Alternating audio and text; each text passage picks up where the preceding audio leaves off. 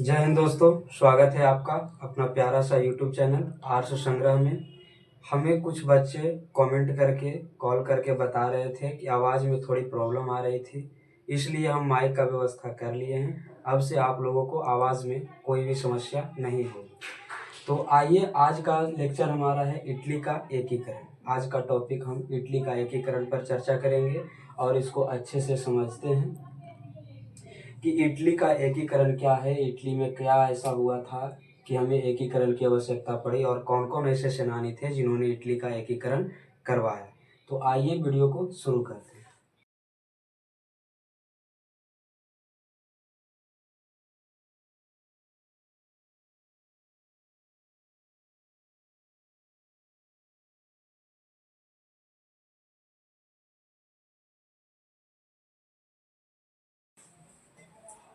आइए इटली का एकीकरण शुरू करते हैं। तो इटली एक ऐसा देश था जहाँ का इतिहास काफ़ी गौरवमयी था, लेकिन समय बीतने पर यह जो है अपना मान सम्मान, अपना अस्तित्व खोने लगा, क्योंकि संपूर्ण इटली जो है खंड खंड में, टुकड़ा टुकड़ा में बट गया था। और आपस में बटने का पीछे वजह था, कारण ये था कि वहाँ के रहने वाले लोगों का जाति अलग था, उनकी भाषा अलग थी, उनकी धर्म अलग थी, और तो और वो अलग अलग रीति रिवाज से चलते थे। इस वजह से जो है संपूर्ण इटली आपस में बट गए। लेकिन मेजनी गैरिबाल्डी और काउंट काबुल के जैसे सेनानी होने के प्रयास से, उनके करने के प्रयास से इन तीनों ने मिल कर करके इटली के एकीकरण का पूरा किया। अब आइए जानते हैं कि मेजनी ने क्या क्या किया। मेजनी का जन्म जो है 1805 ईस्वी को साइडेनिया के जिनोवा नगर में हुआ था। मेजनी का जन्म 1805 ईस्वी को साइडेनिया के जिनोवा नगर में हुआ था, और यह जो है तरुणावस्था से ही राजनीतिक मामलों में भाग लेने में उत्सुक था। हमेशा राजनीतिक मामलों में भाग लिया करता था। यह जो है कार्बोनरी की सदस्यता को ग्रहण किया था। 1830 से 31 के विद्रोह में, 1830 से 31 का जब विद्रोह हुआ तो उसमें जो है मेजनी सक्रिय रूप से भाग लिया, जिसके कारण से उसे जेल भी जाना पड़ा। जब वह जेल से छूटकर वापस आया तब तक कार्बोनरी संस्था समाप्त हो चुकी थी। इसलिए मेजनी जो है अपने भावों को, अपने भावनाओं को, विचारों को प्रकट करने के लिए, लोगों के समक्ष बताने के लिए 1831 ईस्वी में मार्सेई में यंग इटली का गठन करता है, और 1834 ईस्वी में वर्न में यंग यूरोप का गठन करता है। इतना ही नहीं, इस दोनों संस्था जो ये खोला, 1831 ईस्वी में मार्सेई में यंग इटली और 1834 ईस्वी में वर्न में यंग यूरोप, इन दोनों संस्थाओं में नौजवानों को शामिल किया। किसको शामिल किया? नौजवानों को शामिल किया।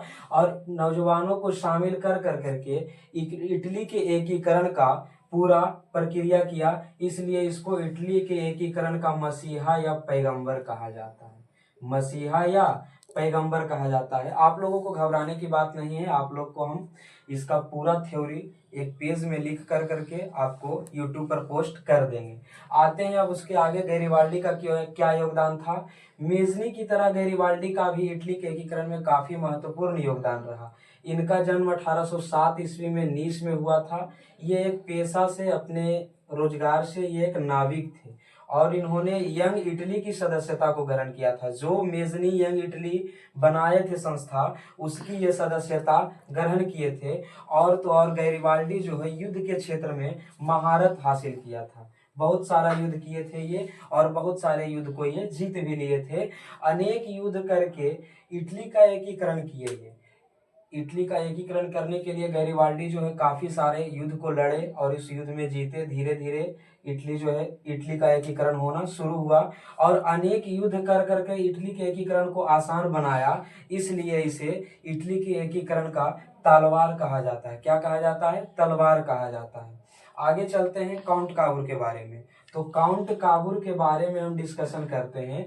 जिस तरह से मेजनी और गैरिबाल्डी का योगदान रहा, ठीक उसी तरह से काउंट काबूर का भी योगदान रहा। मैं बोर्ड को इरेज करता हूं, उसके बाद काउंट काबूर के बारे में कुछ मेन पॉइंट को लिखता हूं, उसके बाद मैं आप लोगों को काउंट काबूर के बारे में बताता हूं।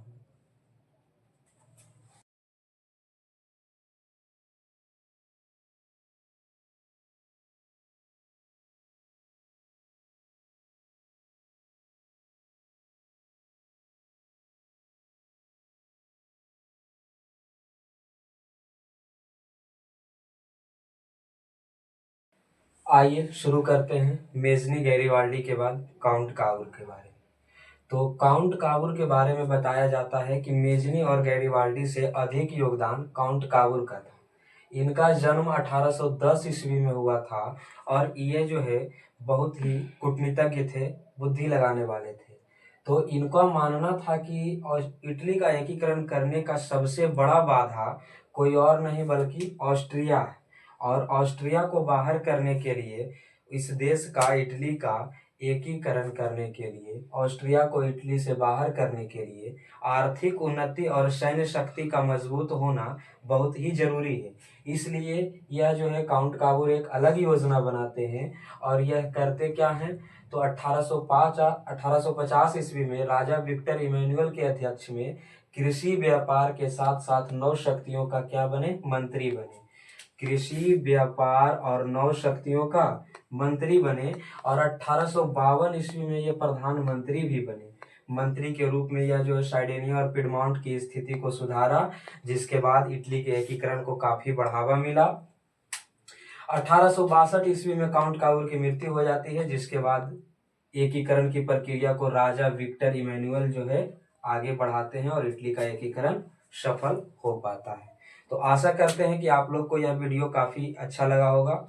आपको लोग को कैसा लगा कमेंट में जरूर बताएं। मिलते हैं अब अगले क्लास में।